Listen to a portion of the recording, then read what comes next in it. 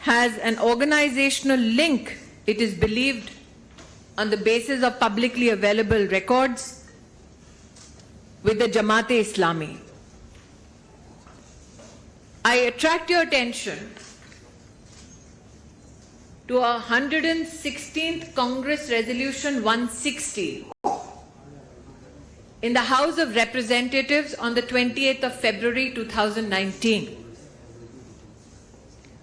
This resolution expressed concern about the threat posed to democracy by theocratic groups operating in South Asia.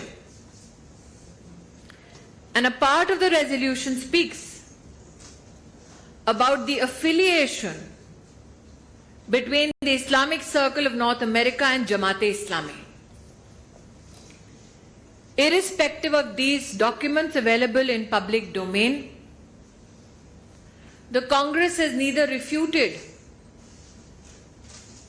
a meeting between Mr. Gandhi and an individual funded, financially supported by George Soros, nor has the Congress party rejected the role of a certain Mr. Tazim Ansari, who has links with an organization that a US resolution in the House of Representatives openly declares is affiliated to Jamaat-e-Islami. It is expected that the Congress party, given its draconian past, will leverage any instrument available to it to stifle those who voice an opinion against the Gandhi family.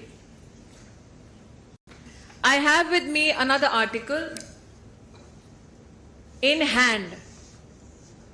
I will deliberately not name the publication or the reporter so that their safety is not endangered by the Congress party. But I will quote from this article, which is available in the public domain. And that article itself also indicates that how the Sorosian West looks at Mr. Gandhi as a pawn to checkmate not just Modi, but India. To file an FIR because the truth was spoken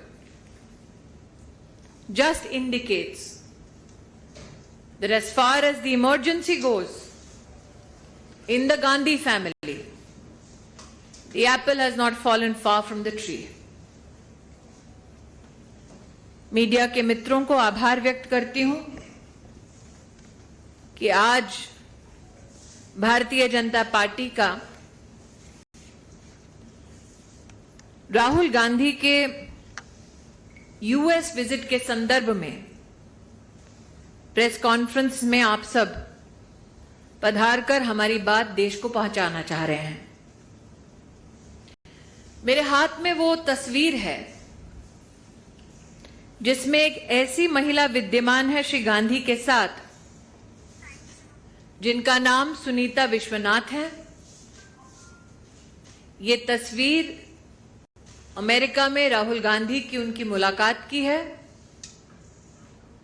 George Soros द्वारा funded, supported financially इस महिला से क्या गुफ्तगू कर रहे थे श्री गांधी, इसका खुलासा केवल श्री गांधी कर सकते हैं। लेकिन प्रश्न ये उठता है,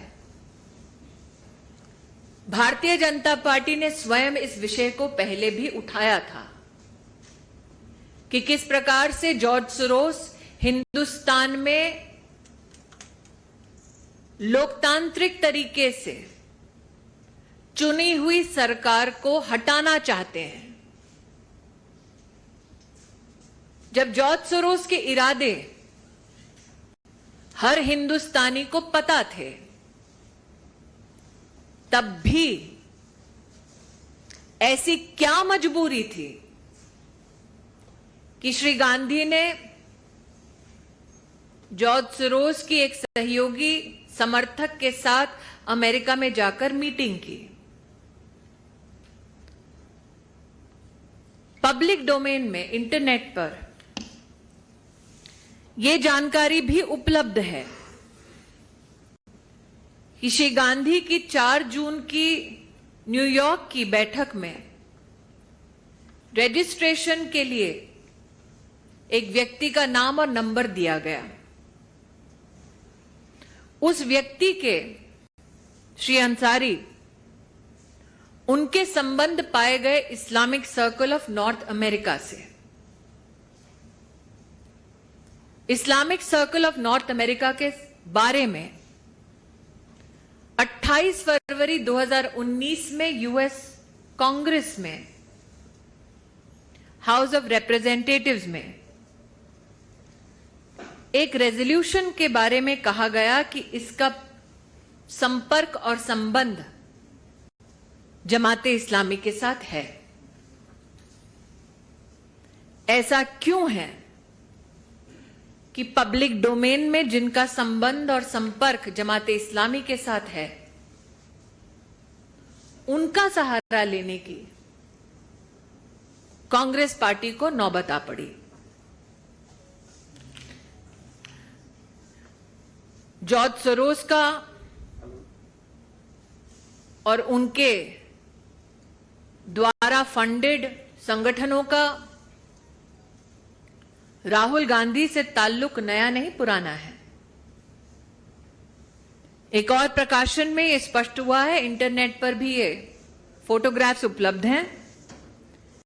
सलील शेट्टी नाम के एक सज्जन ने, जो ग्लोबल उपाध्यक्ष हैं ओपन सोसाइटी के, जॉर्ज सोरोस के संस्थान है, उनके साथ राहुल गांधी ने भारत जोड़ो यात्रा की।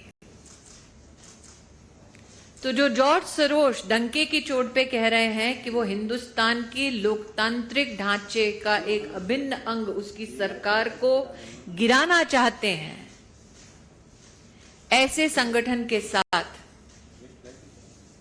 और उस संगठन से संबद्ध लोगों के साथ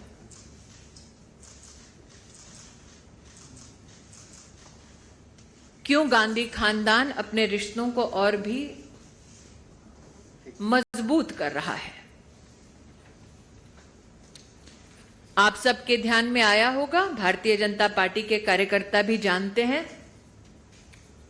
कि इस विषय को उठाने के लिए कांग्रेस पार्टी ने एक एफआईआर दर्ज की। एफआईआर का निश्चित रूप से पॉलिटिकल स्वरूप देश को समझ आता है।